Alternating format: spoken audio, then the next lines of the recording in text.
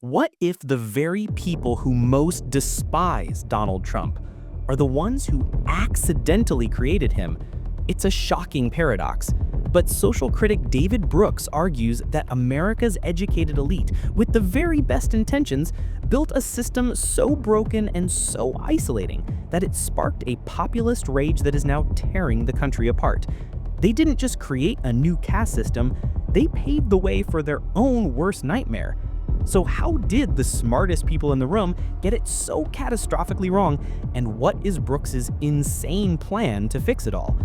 We've all heard the story. It's the ultimate American dream. If you work hard, you'll succeed. The smartest people get to the top and everyone benefits. We call it a meritocracy. But what if that's a complete lie? What if the people at the top wrote the rules of the game to make sure they would always win? David Brooks says the modern meritocracy is a resentment-generating machine. It's a system where being good at school is seen as the ultimate measure of your worth, even though school smarts and life smarts are totally different. Think about it. School is a solo mission. It's all about beating everyone else. But real life is a team sport. Success is almost always about playing well with others. Yet we've built our entire society on that one broken metric. And the results are absolutely staggering. We didn't build a real meritocracy, we built a hereditary aristocracy that just pretends to be one. It's a system where kids from wealthy families have all the cheat codes. By 8th grade, these kids can be up to 4 grade levels ahead of kids from poorer families. Because of this, Brooks points to estimates that rich kids are an insane 77 times more likely to get into an elite university. This isn't just about money, it's a massive social canyon. People with only a high school degree now die 8 to 9 years sooner than college grads. And in some studies, the gap is even wider. They're also way more likely to have kids outside of marriage and more than twice as likely to say they have 0 close friends. Brooks calls it what it is, a new American caste system decided by a college degree. A class of educated people who all go to the same fancy schools, marry each other, and pour insane amounts of money into making sure their kids win the exact same game. It's a cycle of privilege that's leaving millions of people in the dust. This new elite class doesn't just have more money, they live on a different planet. One of the wildest parts of Brooks's critique is his description of just how isolated this class has become. It's like they all live in the same exclusive neighborhood, clustered in a handful of booming cities like San Francisco, DC, and Austin. In these bubbles, they are surrounded by people who think, work, and vote exactly like them. One 2021 study even found that the educated elite are the most socially isolated group in society. This cultural isolation has insane political consequences. The policies this class loves, ones that boost the tech economy or push for aggressive free trade, often end up crushing other communities. While the educated elite are popping champagne for a globalized world, factory workers and energy workers watch their jobs disappear and their towns turn into ghost towns. Brooks calls this a gated community of the mind. It's like a psychological fortress where the elite's ideas are echoed back to them 24/7, while the struggles of everyone outside are either totally invisible or, even worse, dismissed. This usually isn't about being evil, it's just what happens when a system sorts people into completely separate realities.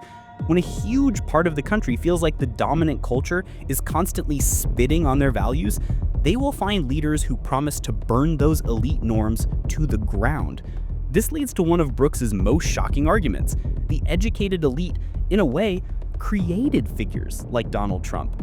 It's a paradox because these leaders often come from the elite world themselves, but they get their power by acting like the ultimate anti-elites. They don't have a positive vision. Their entire appeal is a promise to destroy the institutions that the bobos, the fancy elites as Brooks calls them, now control. Politics becomes the only arena where the raw numbers of the forgotten can fight back against the cultural power of the few. Maybe Brooks's most devastating point isn't about money or politics, it's about morality. He argues the worst thing the educated elite did was spiritual. They blew up the idea of a shared moral world. For centuries, American society was held together by a common set of moral beliefs, often tied to faith.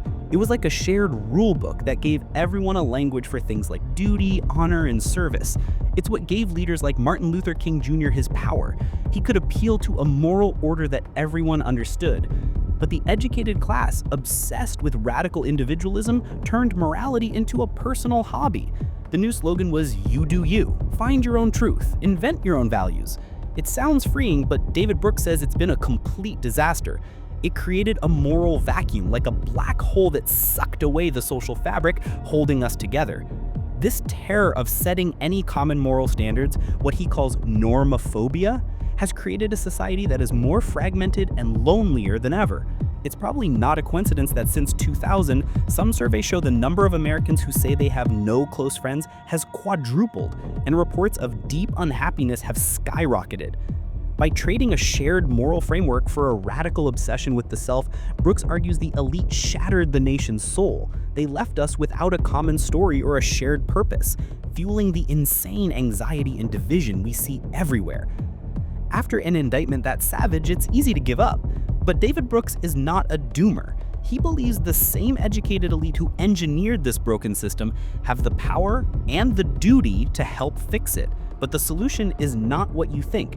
First, his plan calls for a revolution against the tyranny of school scores. We have to completely change the definition of merit. Winning in life isn't about what your SAT score is, it's about being curious, empathetic, resilient, and a great teammate. Our entire education system needs to be rebuilt to reward these human skills. What if college admissions weren't about what you did for yourself, but about your potential to serve a community?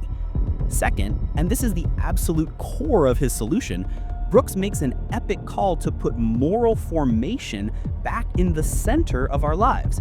This means ditching the you do you world and rebuilding a sense of duty to each other. This isn't about forcing some rigid dogma on people, it's about relearning the basic social skills that build real connection. How to listen, how to disagree respectfully, how to forgive, and how to see the humanity in someone you can't stand.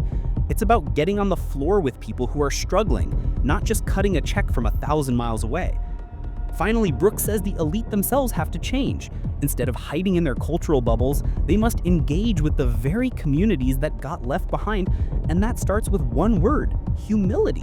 It means actually listening to the anger of people who feel betrayed. It means realizing that you can't understand a person if you refuse to understand their story. The system David Brooks describes forces anyone who has benefited from a college education to look in the mirror and ask some seriously uncomfortable questions about the world we helped create. So I want to know what you think. What is the single biggest flaw in our modern idea of merit? And what is one small thing we could do in our own communities to start fixing it?